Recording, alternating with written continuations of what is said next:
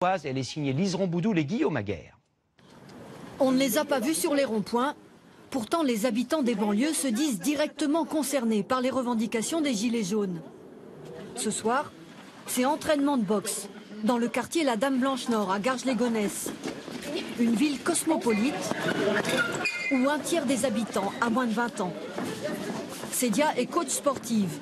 Avec son SMIC, dit-elle, elle s'en sort tout juste. Moi, j'habite dans un 53 mètres carrés pour 770 € par mois. Ça fait un peu cher. Qu'est-ce qui vous reste après? Il me reste pas grand-chose, honnêtement. Il me reste de quoi mettre de l'essence, payer mon assurance, faire les courses, l'assurance maison, les factures électriques et après, il n'y a plus rien. Mais pour Cédia et ses jeunes, pas question d'aller manifester avec les Gilets jaunes. Crainte d'être pris directement pour des casseurs. Dans les manifestations, il y a des casses, il y a plusieurs choses. Ils vont planter qui du doigt. Voilà, ils vont dire c'est les gens de banlieue, c'est eux ils font ça, c'est nous on défend pas les mêmes idées, on vient juste pour casser. Les quartiers ils sont exclus de la France, on les calcule jamais. Puis quand on les calcule, c'est pour dire des choses mauvaises sur eux. Donc nous on se sent à l'écart. Ils nous disent qu'ils sont nés avec un gilet jaune dans les quartiers. Ici par exemple, tous les médecins sont partis, les commerces, la poste ont fermé, trop d'insécurité et de chômage. Il n'y a même plus de café. Alors entre deux étages d'un immeuble, ses habitants ont installé un petit bistrot. Nous on n'a que dans le rien, voilà. Regardez, on a des escaliers, on a mis un banc, des chaises, et on se pose. Vous trouvez ça normal, vous? Alors ici, les discussions sur la transition écologique, la fiscalité, la démocratie paraissent inappropriées. Il y a les rats là, c'est insalubre.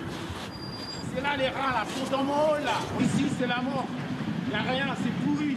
L'habitat, c'est la préoccupation ici. Pourtant, ce thème n'est pas inscrit dans le grand débat. Ce gardien nous explique que les bâtiments vont être rénovés, mais en attendant... Les problèmes, c'est toujours les mêmes. C'est toujours, il faut du boulot. Ah oui, s'il n'y a pas d'activité, s'il n'y a pas d'activité, il y a des vices.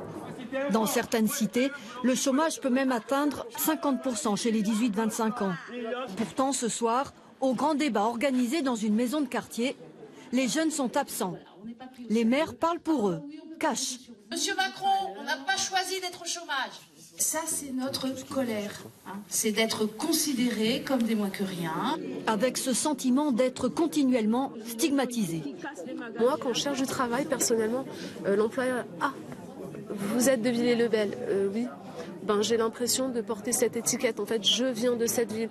Il regarde plus mon CV à ce moment-là. Ce truc-là, j'y crois pas du tout. C'est-à-dire la truc qu'il a marqué là, qui nous a la donné. lettre de M. Macron. Ouais, j'y crois pas.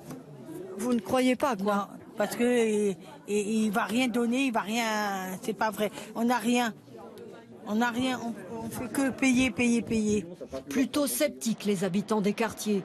Ils ont tiré la sonnette d'alarme, disent-ils, bien avant les Gilets jaunes. Alors maintenant, ils estiment qu'il y a urgence à remettre la banlieue et tous ces mots au cœur de ce débat national.